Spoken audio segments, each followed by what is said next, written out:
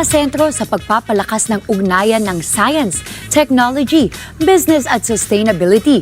Ang ginanap na Sustainability Expo 2026 o SUSTEX 2026 sa Taguig City. Narito ang report.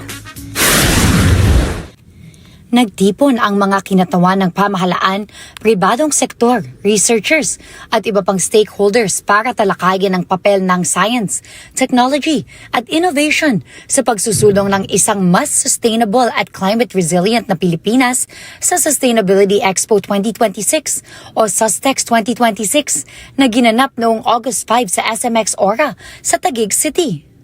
Pinangunahan ni Department of Science and Technology o DOST Secretary Dr. Renato Solidum Jr. ang programa, kasama ang mga opisyal ng SM, kabilang sina Joaquin San Agustin, Executive Vice President for Marketing, at Engineer Liza B. Silerio, Vice President for Corporate Compliance and Sustainability. Nakasentro ang SUSTEX 2026 sa pagpapalakas ng ugnayan ng science, technology, business at sustainability upang makabuo ng mga solusyong maaaring gamitin sa pagtugon sa mga hamon ng climate change, waste management, energy efficiency, disaster preparedness at sustainable transportation.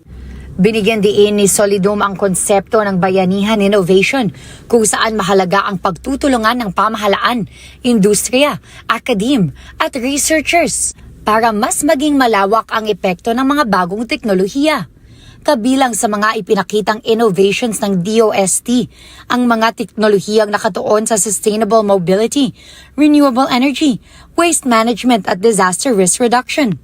Tampok dito ang mga electric vehicle technologies, kabilang ang electric tricycle at e-Tranvia. Gayon din ang CHAR-M o Charging in Minutes technology na naglalayong mapabilis ang proseso ng EV charging. Ipinakita rin ang Textile Revitalization o TexRev program na nakatuon sa muling paggamit at pagproseso ng textile waste at ang Weather Environment and Hydromet Monitoring System, isang localized monitoring technology na makatutulong sa pagkuha ng mahahalagang impormasyon tungkol sa panahon at kapaligiran. Samantala, ibinahagi rin ng SM Prime ang mga hakbang nito sa sustainability, kabilang ang waste reduction at recycling programs, water conservation, renewable energy initiatives, energy efficiency, at disaster resilience.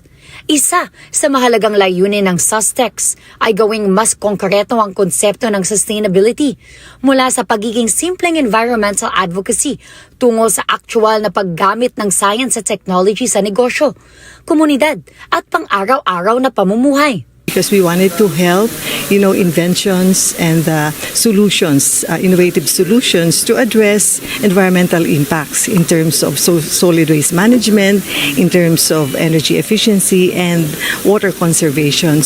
Sa pamamagitan ng mga ganitong plataporma, mas napapalakas ang ugnayan ng government at private sector upang ang mga research at innovations ay hindi lamang manatili sa laboratory o demonstration stage, kundi magkaroon ng tunay na aplikasyon at benepisyo sa publiko. Ipinapakita rin ng SUSTEX 2026 na ang sustainability ay hindi lamang responsibilidad ng isang sektor. Sa pamamagitan ng sama-samang pagkilos at paggamit ng makabagong teknolohiya, mas nagiging posible ang pagbuo ng isang ekonomiyang mas efficient, mas environment-friendly at mas handa sa mga epekto ng climate change.